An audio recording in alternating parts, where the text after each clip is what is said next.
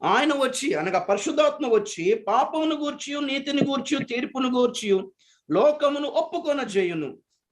ఆ 3 విషయాలు చెప్పి ఆ 3 విషయాలు ఏంటో చెప్తున్నాడు. 9వ వచనం, లోకులు నాయందు విశ్వాసం ఉంచలేదు గనక పాపమును గూర్చి నేను తండ్రి యొద్దకు వెళ్ళుట వలన మీరిక నన్ను చూడరు గనుక నీతిని గూర్చి ఈ లోకాధికారి తీర్పు పొంది ఉన్నాడు గనుక తీర్పును గూర్చి ఒప్పుకొన చేయను. ఏంటి చెప్పండి? పాపం అంటే ఏంటి? యేసును నమ్మకపోవడమే పాపం అండి.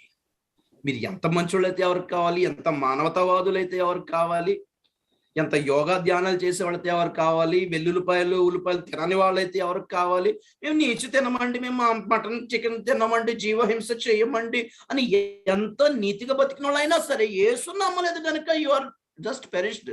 ఈ మధ్య ఒక ప్రసంగం విన్నాను ఒకరిది యూట్యూబ్ లోనే. ఆయన అంటాడు, చాలా ఘోరంగా ఈ మధ్య ఎలాంటి కాన్సెప్ట్ వచ్చేసిందంటే, అందరూ యేసు ప్రభుని యేసు అనే పేరుతో తెలియకపోయినా యేసు లాంటి స్వభావం ఉంది కాబట్టి, ఏదో విధంగా యేసు వాళ్ళకి పరిచయమే కాబట్టి వాళ్ళు అన్యులుగా కనపడుతున్న పరలోకం వెళ్తారు అని చెప్పాడు. ఆయన గట్టిగా చెప్పాడు. ఆ కింద కామెంట్స్ చూడాలి, చప్పట్లు, ఎస్ రైట్, మీరే నిజమైన బోధకులు అంతే కాలంలోని. ఏమి కామెంట్లు! యేసు అనే పేరు అంటే ఒక వ్యక్తిలో మంచితనం ఉందనుకోండి, ఇప్పుడు అదేంటంట, అది మంచి అంటే యేసే కదా, మంచి అంటే దేవుడే కదా, అంటే దేవుడు ఏదో ఒక రూపంలో ఆయనలో ఉన్నట్టే కదా. కాకపోతే ఆ మంచితనానికి యేసు అని పేరు ఒకటే తెలియదు వీళ్ళకి. అలాంటి వాళ్ళు చచ్చిపోయినా పరలోకం వెళ్తారు అని చెప్పి చాలా గ్రాండ్ సక్సెస్ చాలా కొన్ని వేల, ఎంత 80-90,000 వ్యూస్ ఆయనకి. ఒక రోజంతా నేను చాలా సైలెంట్ గా ఉన్నాను ఇంట్లో అది చూసి.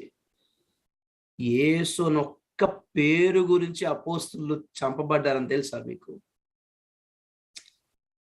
ఏమన్నారు అపోస్తులని శాస్త్రుల పరిచయం? ఆ పేరుతో నువ్వు ప్రకటించడానికి వీల్లేదన్నారు. జనరల్ గా ఏమనాలి? యేసు అయితే ఏంటి, యెహోవా అయితే ఏంటి, ధర్మశాస్త్రం ఏదో రూపంలో వాక్యమే కదా, దేవుని వాక్యమే కదా. ఆ వాక్యం ఎవరు మీకు తెలిసినా తెలియకపోయినా ఆ వాక్యం యేసే కాబట్టి ధర్మశాస్త్రం నమ్మిన యూదులందరూ పరలోకం వెళ్ళారంట. పోనీ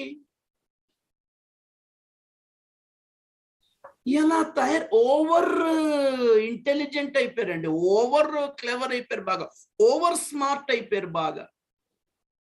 ఏమనంటే అందరిని ఏదో విధంగా కలుపుకొని పరలోకం తీసుకెళ్ళాలి. ఎందుకంటే పౌలు అంటాడు, ఏ విధము చేతనైనా నేను పరలోకం తీసుకెళ్ళాలి కాబట్టి, రక్షించుకోవాలి కాబట్టి, యూదులకు యూదుడుగాను అన్యులకు అన్యుడుగా ఉన్నాను కాబట్టి.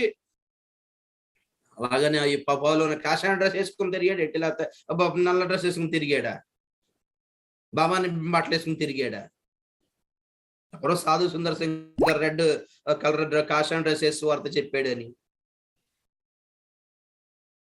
ఇదంతా అబద్ధ క్రీస్తు దగ్గరికి దారి తీస్తున్న మ్యాటర్. ఇదంతా